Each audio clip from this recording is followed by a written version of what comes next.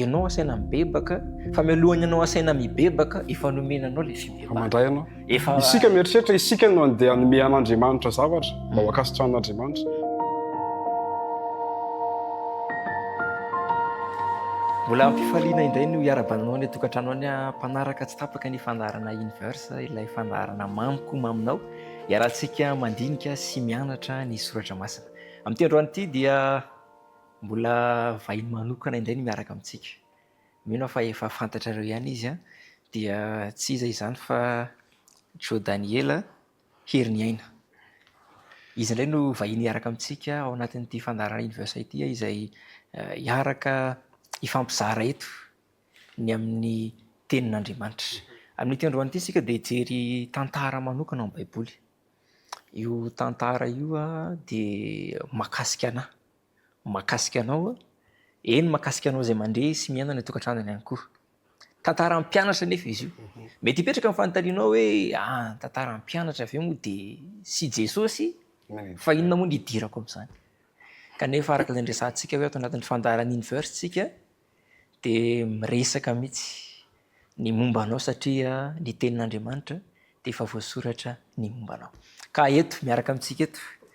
i Jo Daniel, omeko fotoana ihany ianao ry Daniel mba hanao présentation kely ho an'ny tokantrano amin'izao fotoana izao. Daniel nahoana miaraka amintsika mandinika ny tenin'Andriamanitra zay angamba azo ambara. Eny ary zava-dehibe zay satria i Daniel dia anisan'ny efa mpiaraka amintsika eto ary ny tena manamarika anazy io dia théologianina izy io. Ary izay mahatonga ana hoe faly ary efa miaraka aminao eto satria mandalina zava-baovao indray isika. Androany dia ao amin'ny Jaona 7:12 no misy ny tontolo-kevitry ny fandiniantsika. I Jaona 7:12 io dia misy lohateny tena manaitra hoe ny nanasan'i Jesosy ny tongotry ny mpianany sy ny nanondroany Jesosy ny hamadika azy. Zava-dehibe tokoa tantara io satria raha teo amin'ny fiainan'i Jesosy manokana dia anisan'ny nanamarika be mihitsy ny fiainan'i Jesosy ity le fotoana izay hoe ny namadihana azy ity. Ary izay misy nefa ny tontolo-kevitry ny Jaona 7:12. Ny tantara izay misy izay moa le resantsika eto hoe tamina efitrano anankiray ity famadihana ity tamina efitrano anankiray. Raha ny tantara taloha mantsy izao mety resaka bebe kokoa ianao fa le tontolo-kevitra no zaraiko hoe niaraka ny vorovory teo ry zareo dia niandry ny mpianatra satria fomba tamin'izany le misy an'le hoe manasa tongotra. Amin'izao moa misy fiangonana manao an'izy io fa misy koa nefa fiangonana tsy manatanteraka an'izay. Tsy any amin'izay loatra le ifantohantsika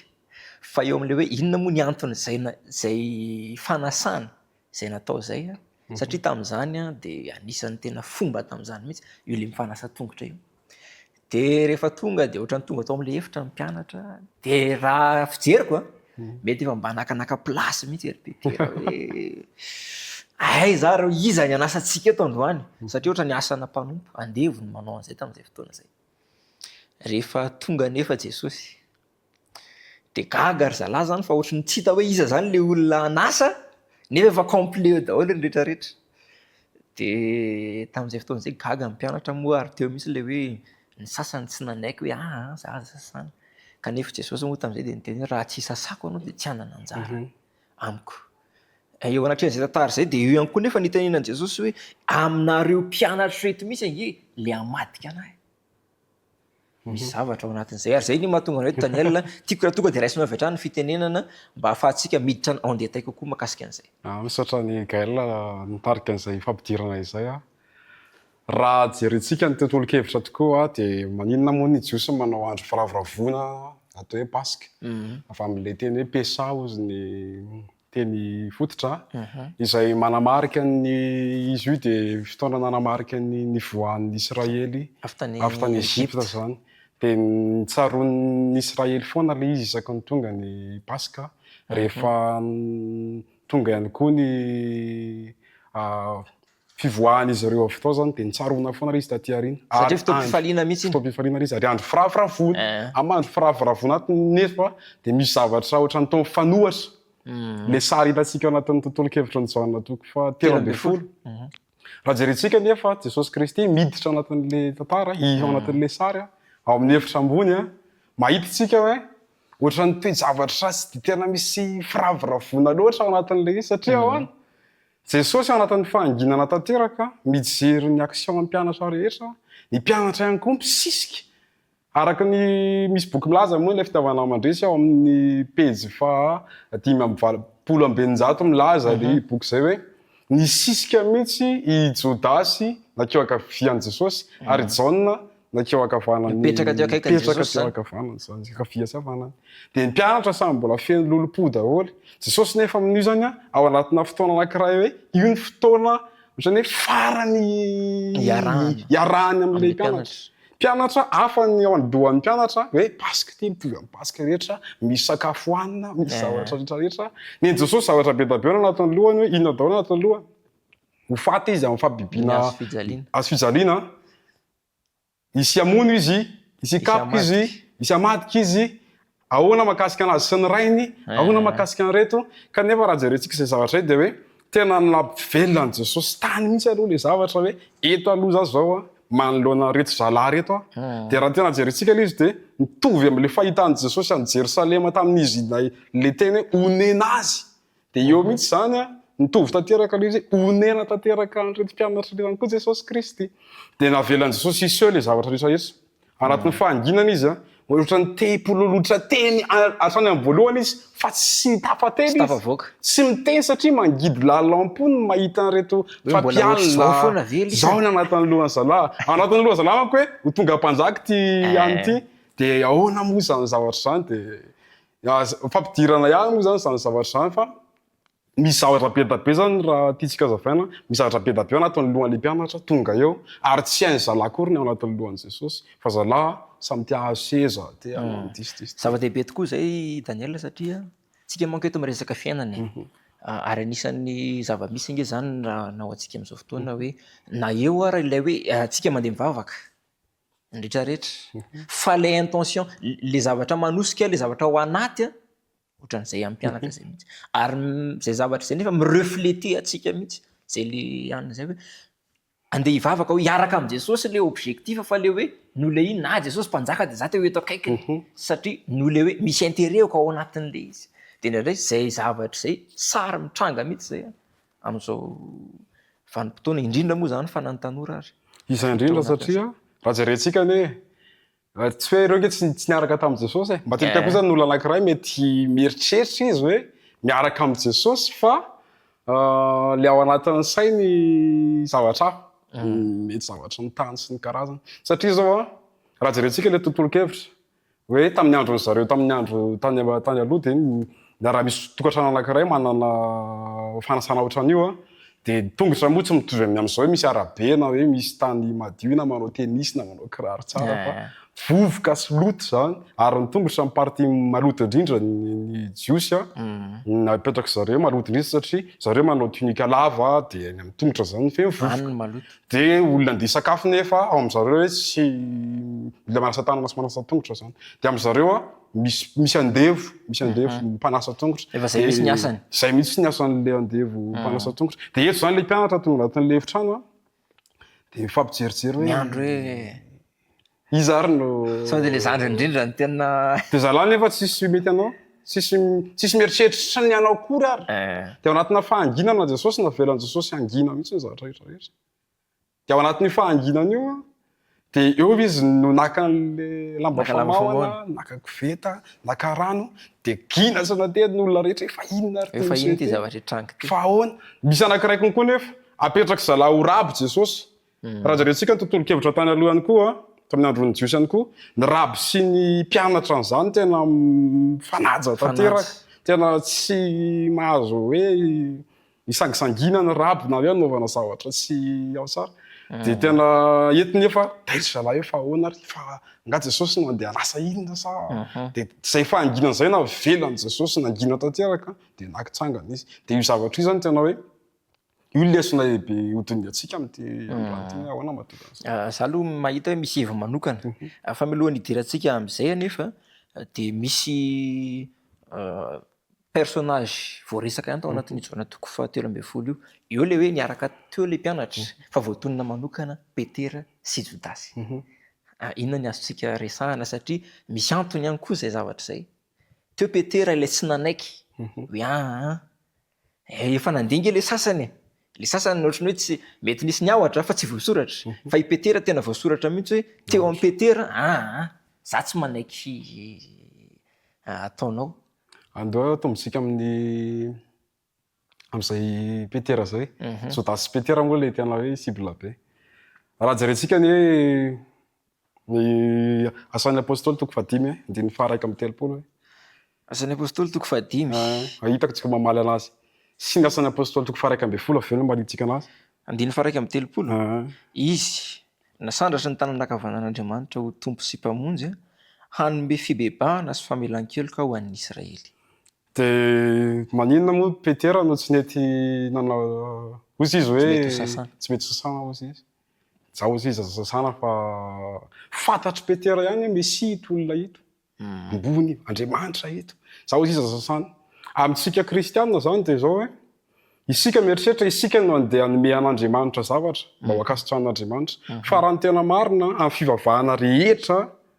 amin'ny tena fivavahana ara-baiboly de isika olombelona no omena zavatra foana araka le asan'ny apôstôly toko 5 teo de hoe izy no nasandras'Andriamanitra anome fibebahana isa zavatra zay zany tsara be manamarika anazy satria hoe ny fibebahana zany de tsy ianao no andeha tsy ianao no hoe za hanome anao fibebahana Andriamanitra tonga avany ianao zany matsapa-panota hoe de iny ianao avany fa tena hoe tombo tia de manao mampalahelo eo de mandotraka ranomasy eo de fa le fibebahana kay raisina le izy amafisany famezana le izy fibebahana famezana amafisany Romana toko 8:9 nefa kitsika Romana toko 8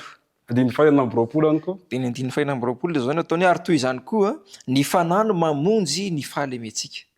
fa tsy fantatsika zay vavaka tokony ataotsika fa ny fanahy no mifona amin'ny fitarainana tsy azo zareo na vavaka tokony ataotsika ary zany ao tsy fantatsika de zay mahatonga le izy hoe omen'Andriamanitra atsika le izy de zay koa ty amin'ny petera ty hoe mety tsy azonao ty ozy Jesosy ty ataoko anao ty zao ty fa raisy le izy satria omena le izy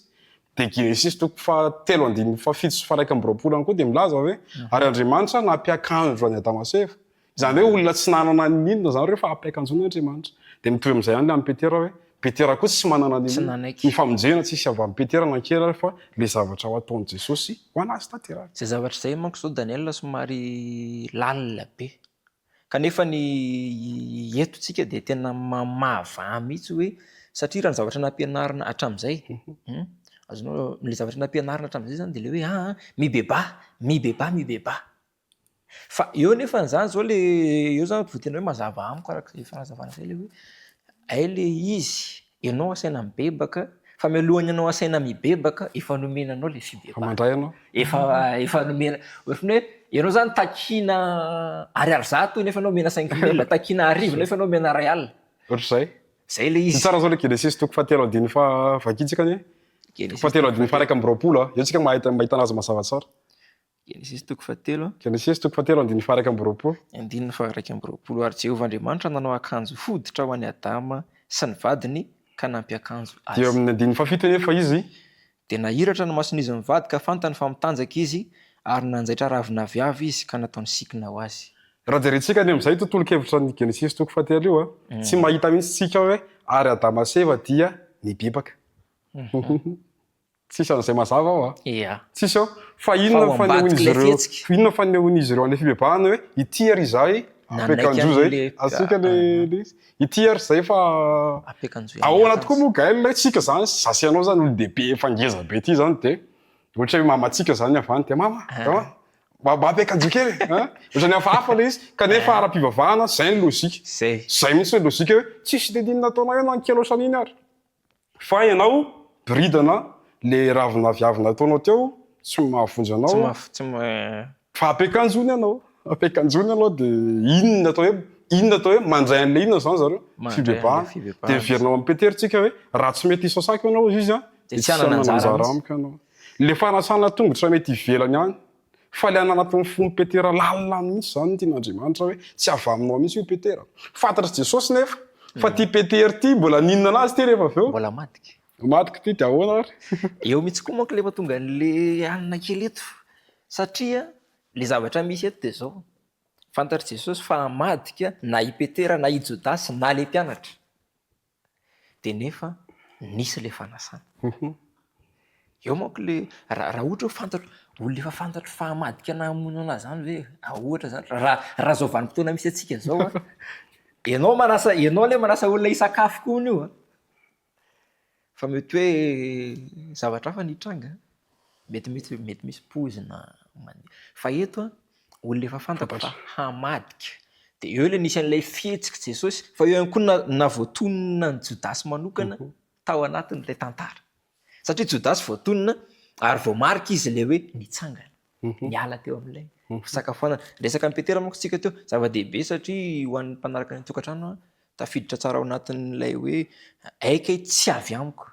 fa omena. Fa eo ihany koa nefa le Jodasy izay niaraka teo amin'le fanasa-tongotra nomena ny Jodasy. Jodasy zany hoe nanaiky an'le fanasana fa nefa voatondro manokana koa ny Jodasy. Aiza hoe zany fipetraka izay zany ao anatin'le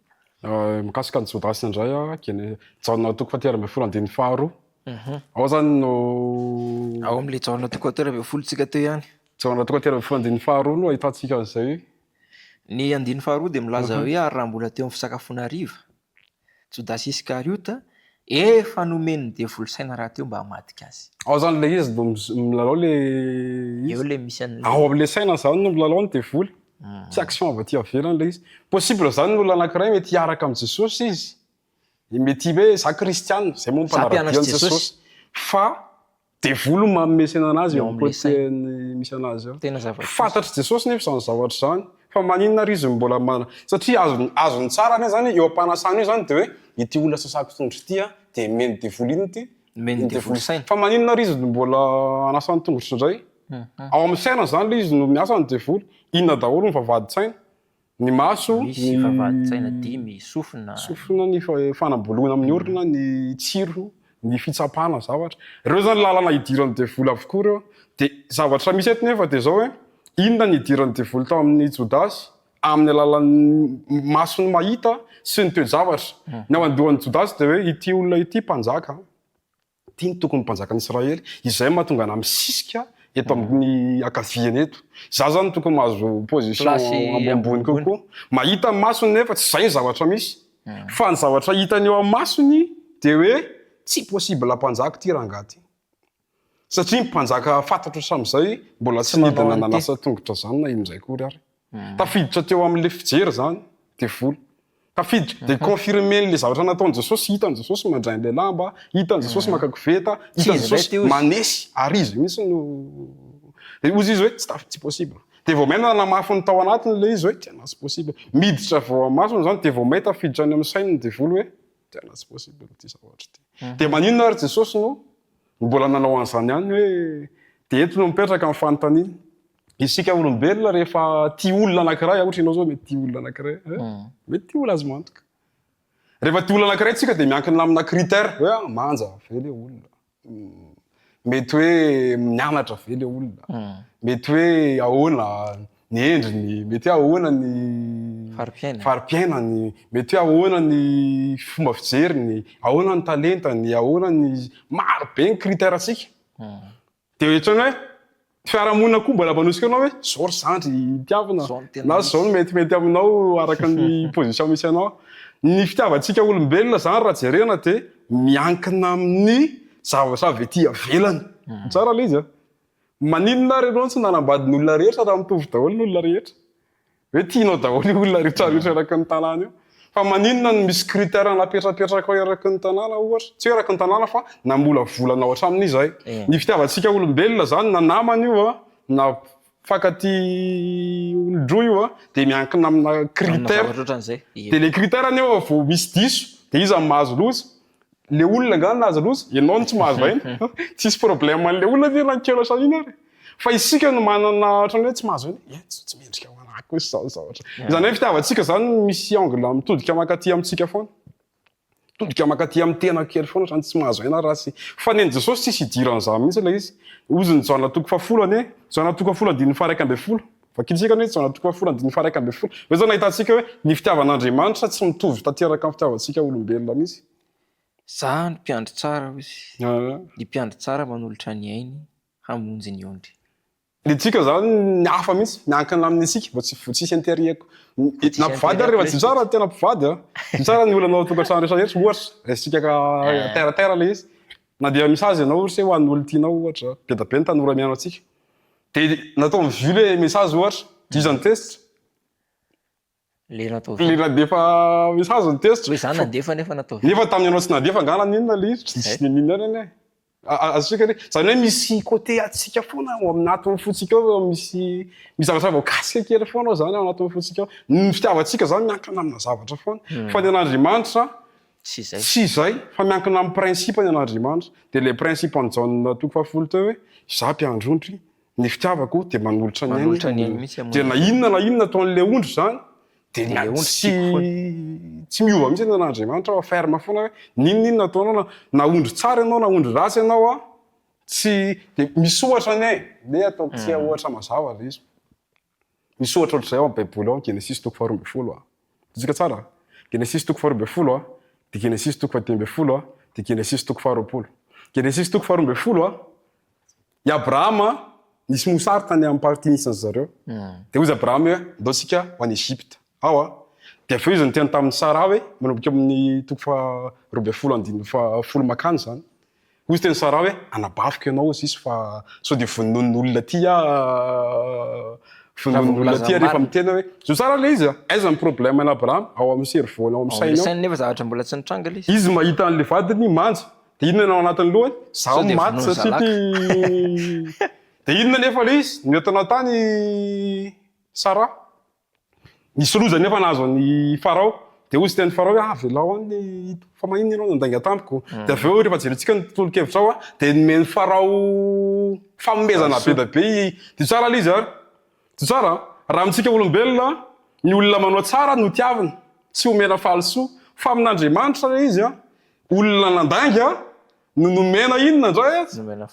falisoa de mbola miveriny eo adalany Abrahama io ary amin'ny Genesis toko 20 rehefa niona tamin'ny Abimeleka izy Abimeleka de ozy ndray izy hoe anabaviko indray ianao 20 taona taty arina anabaviko indray ianao de nahazo loza indray Abimeleka de mbola mena Abimeleka inona indray Abrahama de andana fa de mbola mena valisoa indray Abrahama valisoa nefa aitsika tsara ny Salamo toko 420 fa anjeo any tany seritran zany hoe avy amin'Andriamanitra zany satria omby manosy be da be kely menana Abrahama vokatra le iny io fandengaina tsy ny olona manao tsara zany no mahazo valisoa amin'ny cadre an'Andriamanitra fa ny olona manao tsara de inona nefa mamarina ny Abrahama ary tsisy any de Genesis toko 12 milaza hoe ary nino an'Andriamanitra Abrahama ary nisy anao fahamarinana de ohatr'izay koa le verina amin'ny leçon toko 13 tsika hoe tsy misy avy amin'ny zalahy rehetra zany inona tsika tsy afaka hiteny hoe mariny Abrahama raha le histoire mbola naka ny agara koa izy taty ary tsisy zavatra tsara nataony nefa izy nahazo valisoa be da be de zay zavatra zay nahitantsika hoe io Jana toko 13 zany ahitantsika lesona ngeza be io hoe tsy misy avy amintsika olombelona ny famonjena tsy misy avy amin'iza fa sy ataon'Andriamanitra ho atsika tanteraka de nataontsika zany de hoe manaiky fotsiny tsika hoe tia ary Andriamanitra sasao nefa tsara laskely tsara zao ohatra nefa fantatr'Andriamanitra fa mbola andeha madika ane Petera iny tela fantatr'Andriamanitra koa mbola madiky Jodasy zany hoe ny fahasoavana zany de mialohan'ny fahotana na mbola andeha anota de mbola anota ary anao de efa nampianao anao fahasoavana de ohatr'izay le ny Abrahama Genesis toko 12 izy nanota toko 20 izy nanota nefa Genesis toko 12 eo ampovoany teo ampovoany le Genesis toko 12 ny teny hoe finoana nanambarinana ny Abrahama nefa izy ao aorianany nefa aorianany mbola andainga koa mbola ho lavo zava-dehibe tokoa zay fandiniantsika zay ary tena lalina kanefa fahamarinana-dehibe ao ny soratra masina raha soratra masina rehetra de iankinan'izay satria zay le hoe tsy misy marina na de ray akory aza ka zava-dehibe na tonga antsika nianatra an'izay le hoe ny ao ambadiky ty Jana toko 13 tiany de ny ampianarana anao fa tsy marina ianao ao anatin'izay ihany koa le anizingizinana fa nisy anankiray marina de tsy izy zany fa Jesosy ary ny tiako ampaherezanao ny tokantrano any de le ao amin'ny Romanina toko 1 15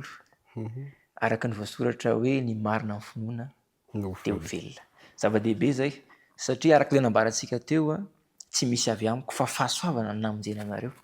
tsy avy aminareo zany fa fanomezana ka raha raisintsika tsara ingany mba tsy diso hevitra satria mety misy eritreritra ndray hoe azo atao ary ve zany mandray andeha alota indray ary azo atao ary ve zany ny alota andeha madika indray fa fa azo atao ary ve zany mamadika an' Jesosy fa tsara ny manamarika an'ilay nyresantsika teo hoe izy izay nasandratra ny tanàna ankavanana hanome fibebahana famelan-keloka hanome ihany koa ny fanahy masina eo anatrehan'izay mihitsy Daniel zava-dehibe tokoa le nyresantsika teo le hoe nyresakitsika n'le mpianatra nyresakitsika ny Jodasy nyresakitsika ny Petera fa nyresakitsika ny Jesosy anisan'ny tena nandona ny foko ilay fanazavana teo le hoe ay le an' Jesosy tena fitiavana manolotra ny ainy par principe ary zay le nasehony tamin'ity Jaona toko fahatelo amby folo ity ary tiany aseho tiany aseho anao ihany koa zay any tokantrano any izay fitiavana izay mihitsy sy izay hoe Jesosy na de teo amin'le toerana nisy anazy azy zay zavatra izay inona ny azo ifampizarana satria zava-dehibe izy miditra ao anatin'ny famaraparanana manko de averiko aminao ny fitenenana mba ahafahantsika manome ny afatra ho raisina any tokantrano any koa amin'izao faran'ny fandaharantsika izao. Hitako mikasika na manokana zany amin'ity Jaona toko fahatelo amby folo ity de hoe namafy be tahaka n'inona ary ny andry an' Jesosy ao aoriana kely de aleo nifantoka tamin'le moment présent ohatrany hoe manome lanja ny olombelona Jesosy na de ireo tena ratsy indrindra na de ny hamadika anazy indrindra azy ny hamono anazy indrindra ary voalazany Salamo faha 1:1-5 izy ny sakaiza kosa izy no hamadika tsy lavitra zany sika kristianina ihany no mamadika an' Jesosy ny hafa moa efa mamadika an' Jesosy raha teo ny any ivelany fa isika kristianina anatiny de zay zavatra zay tena mikasika amin'ny fona hoe iza moa zany mbola tsy namadika an' Jesosy ary ohatrany hoe antso manokana ho an'ny tsirairay ilay izy hoe na inona efa nataontsika teo amin'ny lasa zany na ny taloha ny karazany de tena hoe avelan'i Jesosy ny zavatra rehetrarehetra de aleo ny tonga mihitsy manasa ny tompontsika de rehefa toizantsika moa ny Jaona toko fahatelo amby folo de milaza izy hoe izao izy tena natao hoe izao nataoko ho fianarana ho anareo ary mba hifanompoanareo eto amin'ity fiainana ity tsy misy ambony tsy misy ambany tsy misy olona fotsy tsy misy olona mainty tsy misy olona andefo tsy misy olona andrina fa rehefa tena voababo ny fitiavana an' Jesosy itsika de tena midina ny amin'ny lalina indrindra ny ambanitsika ary amin'Andriamanitra raha jerentsika ny Filipianina toko 2 ao zany tsika mahita hoe tsy nataony zavatra koa izy no fitoviana tamin'ny tenany zay fitoviana tamin'Andriamanitra fa aloha naka ny endriky ny mpanompo nofoanany misy zay le tena hoe nofoanany zay misy ny tena malaza anazy tena hoe nofoanany ohatra ianao zany manam-boninahitra be mpanjaka be mety hoe toerana ambony be de alohanao hoe midina foanana misy le dikan'le foanana le tena hoe tsisy tsony zany de raha jerentsika tamin'ity fiainana ity inona ny tena zavatra ambony indrindra amin'ny olombelona ambony indrindra aminao zao ohatra resiko ohatra amiko ohatra fa tsy le mahizantsika fa voakitikitika mahizanao de tsotra ianao de kanefa zay mihitsy no foatana de rehefa vao zay foana de midina sika ary tsika tsy mahavita an'izany manafoana an'izany fa Jesosy ihany no velona ty anatsika zay vao foana zavatra de ho antsika tsirairay avy zany hoe fitiavana lehibe na tonga an' Jesosy ho fato atsika sy na de mafy ary ny zavatra niandry anazy tena jereny tsirairay ny mpianatra ary tsy hoe olo-kafa be sika fa tovy tanteraka amin'ireo tsika mety maro ihany koa ny olona andray fanasan'ny tompo eny amin'ny fiangonana tadio zay afatra nomen'Andriamanitra izay hoe midina ny amin'ny lalina indrindra Jesosy ary avelany ny zavatra rehetrarehetra ary ianao le hamadika misy fotoana manko ny olona rehefa tonga mifandraisana de hoe za tsy anjay fanasan'ny tompo za tsy anina ohatra tsy anasa tongotra aloha miteny androany ity fa tena mpanota be izay mampanota be zay tena fa normalina be amintsika olombelona aloha miafina satria Genesis toko 3:5 milaza hoe ny herin'Andriamanitra tamaseva rehefa de zany Andriamanitra mitady foana izy de Andriamanitra ny hitantsika ao anatin'izany fitiavana izany izany indrindra no mamarana ny fandaharantsika indray amin'ity androany ity zava-dehibe tokoa izay nozaraina teto izay ho anao izay natokantranony ihany koa ny Jaona toko 7:10 dia nampianatra anao fa isika mihitsy ilay resahana ao anatin'izany tontolo kevitra izany mety efa nisy fotoana ianao namadika an' Jesosy ary ao anatin'izany ianao dia mety mahatsiaro mihitsy menatra mety tsy mahatsiaro ihany koa hoe tsy maninona fa manaraka indray mibebaka kanefa raha nandinika isika ny amin'ity androany ity ny amin'ity hoe Jaona toko 7:10 ity dia naseho n'Andriamanitra miharihary mihitsy ny fitiavany ianao. Ary izany fitiavana izany mbola iantsony ianao indray ao anatin'ny fandarana ity fandarana ity mba handray an'ilay fibebahana sy famelan-keloka izay atolony. Mety izy ho sasan'i Jesosy ary aza tao ambanin-javatra ny fanasany fa manasa anao izy mba satria tiany ianao izay ilay resahana teo hoe ao anatin'ilay le principe le fitiavany Tsy miovaova io. tsy miovaova mihitsy. Na inona ataonao. Na inona nataonao sy ny mbola ho ataonao dia ifikiro io fitiavan'i Jesosy io. Manome fotoana indray izay amin'ny endriny toy izao dia aza dino ny fandaharantsika universe izay arahantsika mandinika ny famaranin-dehibe ao anatin'ny soratra masina fa andeha isika marina izao fotoana izao amin'ny alalan'ny vavaka. Jehovah tomponay io Andriamanitray misaotra ny amin'ity fotoana ity. Misaotra ny amin'ny nanomezanao ny Jaona 7 izay nampianatra lesona sarobidy lehibe ho anay indray. Andriamanitra hoy ny fiainanay, fantatray fa tsy misy miafina aminao izy ireny. Kanefa tamin'ity androany ity dia niteny taminay tamin'ny alalan'izao fandaharana izao ianao kasio ny fonay Andriamanitra ary raiso ny fanoloran-tena ny tsirairay avy. Izany ny vavaka ataonako sy angatahako ny anaran'i Jesosy. Amen. Amen.